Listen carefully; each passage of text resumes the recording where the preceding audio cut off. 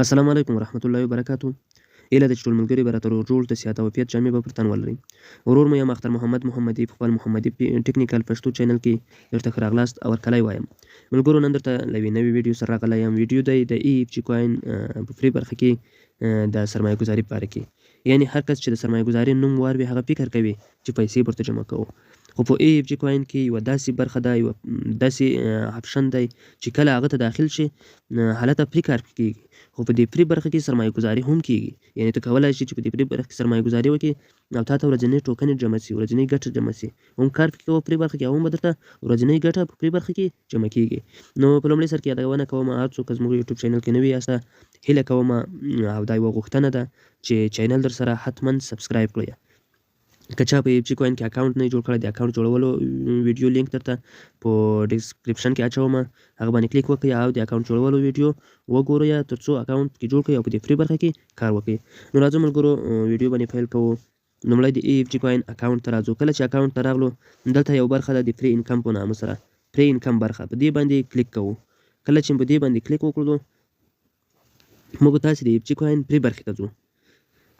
دا فري برخه ده. په دې مابینځ کې د افغانستان نقشه چې د EFG څه لیکلي په دې باندې کلیک کوه، تا ته ټوکنې جمع کېږي. تاسو وینئ چې ماته ټوکنې جمع کېږي 2008 ټوکنې دي. 2008 ته ګورئ چې 2008 ته واوښتلې. همداسې که چېرته موږ داسې زیات کلیکونه پرې باندې وکړو هغه څه کېږي نور هم زیاتېږي. 2008 دي هلته اشاریه عددونه اوړي، تاسو یې خپله لیدلی شئ. اشاریه عددونه اوړي ته وګورئ چې 2009 ته واوښتلو. نو دا د فري برخې کار کول دي. اوس زه څنګه کولی شم دا 2009 EFG کوین دا ما پیسې نه دي جمع کړې، دا ما په همداسې کلیکونو باندې ګټلي دي. دا زه پکې سرمایه ګذاري کوم.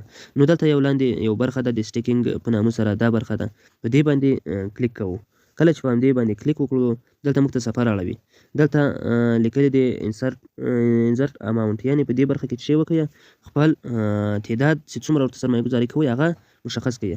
دلته لیکلي میکس، یعنې څومره چې تاسو سره دی هغه ټول ورته شي کړئ پکې سټیک کړئ. دلته ورته زر EFG سټیک کوو.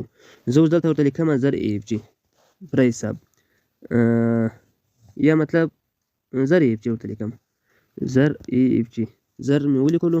اوس په دغه سټیک باندې دلته کلیک کوم. په همدې سټیک باندې چې کله کلیک وکړو اوس دلته لاندې راړولی دی یس، یعنې تاسې غواړئ. زه ورته لیکم موږ غواړو چې سرمایه ګذاري کړو.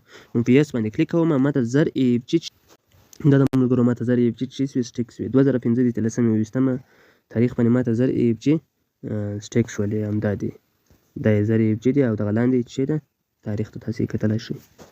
نو دا به ملګرو د EFG کوین کې د په فري برخه کې د سرمایه ګذاري طریقه.